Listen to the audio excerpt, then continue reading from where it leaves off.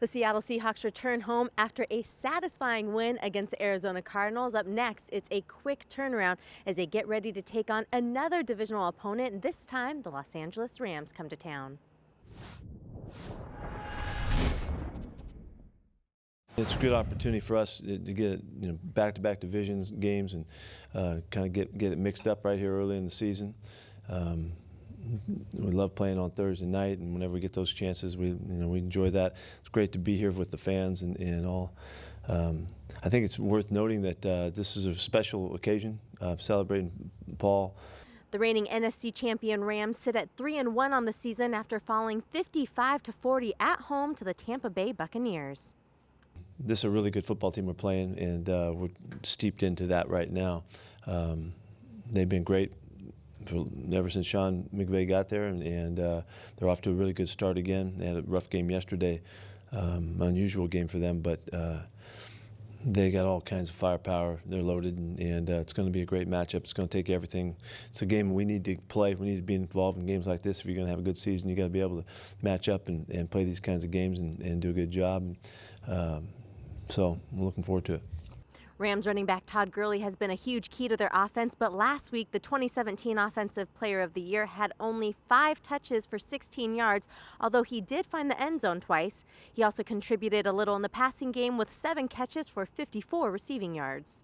It looks the same to me. Looks pretty good. Looks explosive. He may not be getting as many opportunities as he normally gets, but I wouldn't be surprised if this game changes that.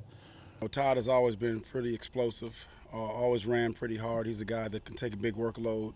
Only thing I see is their balance in the quarterbacks is a guy they have a lot more proof in the way he plays, and I think that the confidence has really grown in both players, so it's a little more balanced. With the Rams' run game being held to just 28 yards in the last outing, it meant Jared Goff in the passing game was very active. Goff threw the ball 68 times, connecting on 45 of them for 517 yards, all career highs.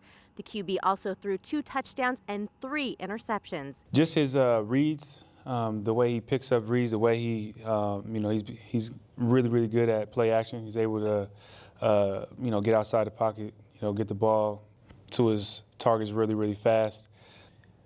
He makes really good reads at the line, good checks at the line, and that's probably what stands out to me. I think over the years he's, taking more control of the offense, taking more control of, where everybody is going. So I think when he was a rookie, he was kind of still trying to learn his way, and as he's gotten older and as he's matured, you can see him understanding the offense, understanding what is expected of him, and taking control of their offense. He's working hard, but the numbers aren't there that in support of how he finished last year. He was 100 plus rated quarterback. It's hard to get that done, and had a great couple of years going into it. But this year, they're not quite there yet. But very, very dangerous football team, and he leads a big time attack. The Rams' passing offense ranks 5th in the league. Goff's favorite target this season has been Eastern Washington product Cooper Kupp. The third-year pro leads the team with 32 receptions, 388 yards, and 3 touchdowns. Jeez, he's just doing everything. He's just a fantastic player. He just is. You guys might not recognize how much he blocks and what a contributor he is in other ways, to go along with the catches and the catch and run. He's a fantastic player. He's got touchdowns and most catches and all that stuff, and he's always on the field. He's always out there somewhere doing something, and you have to always be wary of him because he just seems to have the knack for getting things done, and they know it and they use the heck out of him. Looking at the Rams defense, the player you cannot overlook is 4-time All-Pro Aaron Donald, who led the NFL with 20.5 sacks last season and continues to be a disruptive force. I love his game. He's as good as it gets. I've played some great players in my time, and I think about guys like Patrick Willis and Bowman, and seeing those guys my rookie year. Some other great defensive ends, and the Khalil Macks of the worlds, and Von Millers.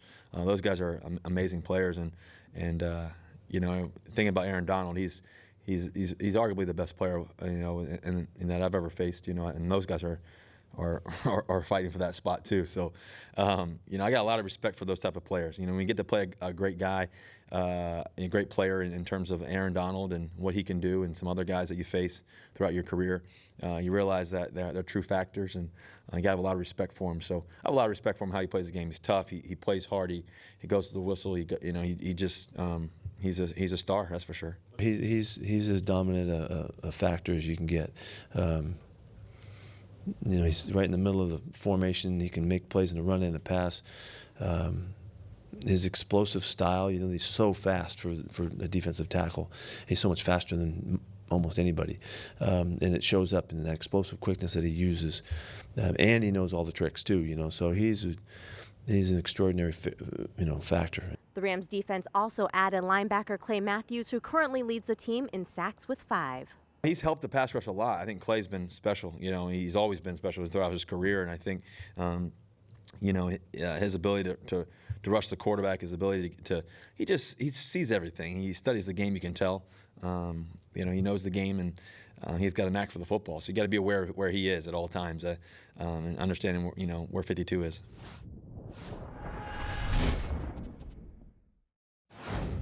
Well, the Seahawks have had a tough time against the Rams, losing the last 3 meetings. They'll look to break that streak on Thursday night.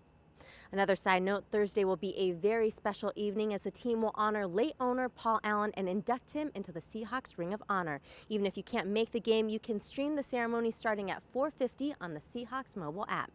Well, kickoff is set for 5:20 p.m. Pacific. You can watch it live nationally on NFL Network and Q13 Fox, and as always, you can listen to it on the Seahawks Radio Network.